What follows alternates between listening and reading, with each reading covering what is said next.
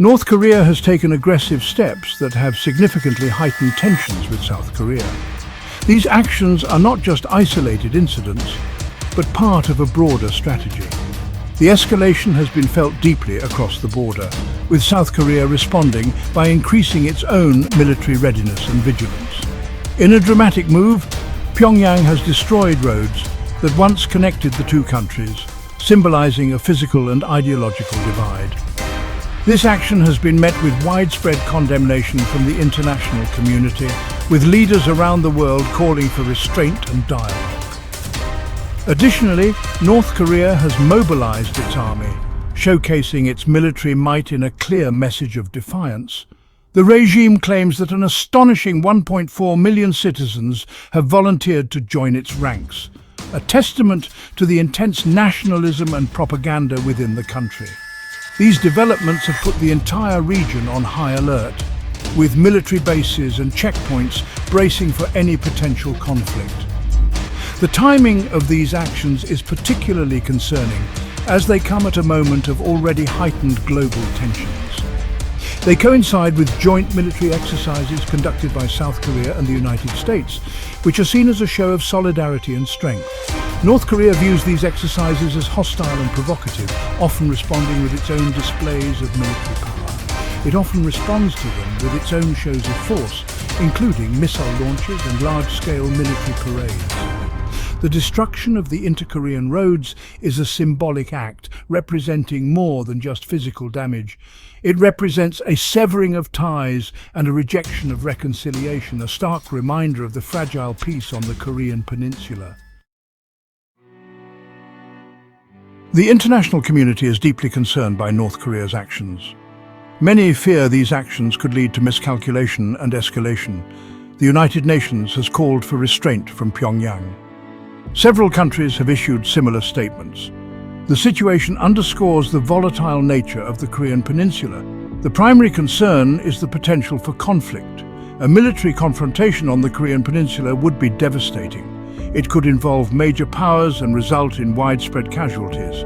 The economic and humanitarian consequences would be severe. The international community is urging all parties to avoid actions that could exacerbate the situation.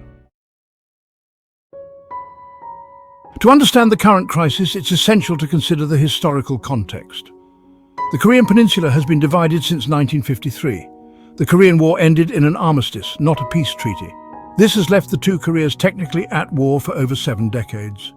Relations between North and South Korea have been marked by periods of tension and brief thaws.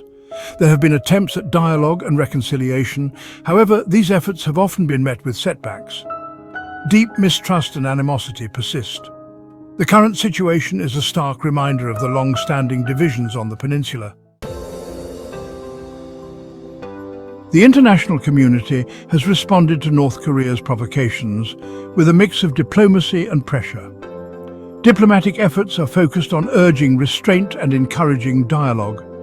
The goal is to de-escalate the situation and prevent a military conflict. In addition to diplomacy, the international community has imposed sanctions on North Korea.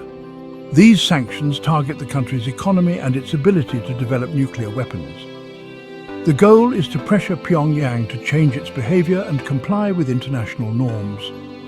However, sanctions have had limited success in altering North Korea's course. Section 5. A legacy of conflict, a future uncertain. The situation on the Korean peninsula remains tense and unpredictable. The legacy of conflict and mistrust continues to cast a shadow over the region. The recent actions by North Korea have heightened anxieties and raised fears of a return to hostilities. The path forward is uncertain. The international community faces the challenge of deterring North Korean aggression while simultaneously seeking diplomatic solutions. The stakes are high, and the consequences of failure are grave. The situation demands careful diplomacy, clear communication, and a commitment to peace. Section 6. The importance of continued dialogue. Despite the challenges, dialogue remains essential. Open lines of communication are crucial for reducing misunderstandings and preventing miscalculations. While North Korea has often rebuffed diplomatic overtures, The international community must persist in its efforts to engage Pyongyang. Dialogue should focus on de-escalation, confidence-building measures, and ultimately a peaceful resolution of the Korean conflict. This will require patience, persistence, and a willingness to address the legitimate security concerns of all parties involved. The ultimate goal is to create a more stable and secure environment on the Korean Peninsula. Section 7. The role of economic sanctions. Economic sanctions have been a key tool used by the international community to try and curb North Korea's nuclear ambitions. These sanctions are often implemented through resolutions passed by the United Nations, aiming to restrict North Korea's ability to fund its weapons programs. By limiting North Korea's access to financial resources and technology, the hope is to pressure the regime into changing its behavior. This includes freezing assets, banning exports of critical materials, and restricting access to international banking systems. However, the effectiveness of sanctions is a subject of debate. Some experts argue that while sanctions can slow down a country's progress, they rarely lead to a complete policy reversal. Critics argue that sanctions often harm ordinary citizens while having little impact on the elite decision-makers. The general population may face shortages of food, medicine, and other essential goods, exacerbating humanitarian crises. They also point out that sanctions can sometimes be counterproductive, making the targeted regime more resistant to compromise. In some cases, the leadership may use the sanctions as a propaganda tool to rally domestic support against perceived external threats. Supporters of sanctions counter that they are a necessary measure to demonstrate the international community's resolve and to increase the cost of North Korea's defiance. They argue that without such measures, there would be little to no leverage to bring North Korea to the negotiating table. Sanctions, they say, are a way to show that the world will not tolerate actions that threaten global security. Section 8. Navigating a complex geopolitical landscape. The situation on the Korean Peninsula is further complicated by the complex geopolitical dynamics of the region. The involvement of major powers such as the United States, China, and Russia adds another layer of complexity to an already delicate situation. Each of these countries has its own interests and priorities in the region. Finding common ground and coordinating a unified response to North Korea's actions remains a significant challenge. The potential for miscommunication or miscalculation is high, underlining the need for clear and consistent diplomacy. Section 9. Towards a more peaceful Korean Peninsula. Achieving a lasting peace on the Korean Peninsula will require a multifaceted and long-term approach. This means addressing not only the immediate political and military tensions, but also the underlying historical, economic, and social issues that have fueled the conflict for decades.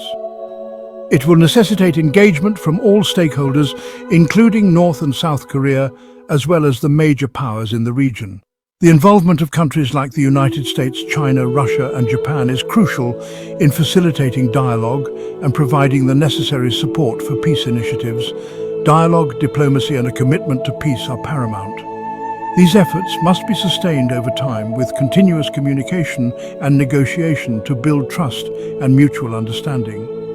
The international community must work together to address North Korea's security concerns, encourage denuclearization, and create an environment conducive to reconciliation. This includes economic incentives, security guarantees, and cultural exchanges to foster goodwill. This will require patience, perseverance, and a willingness to seek common ground. Both sides must be willing to make concessions and compromises for the greater good. The ultimate goal is a more secure, stable, and prosperous Korean Peninsula. A future where families are reunited, economies thrive, and the people of both North and South Korea can live in peace and harmony.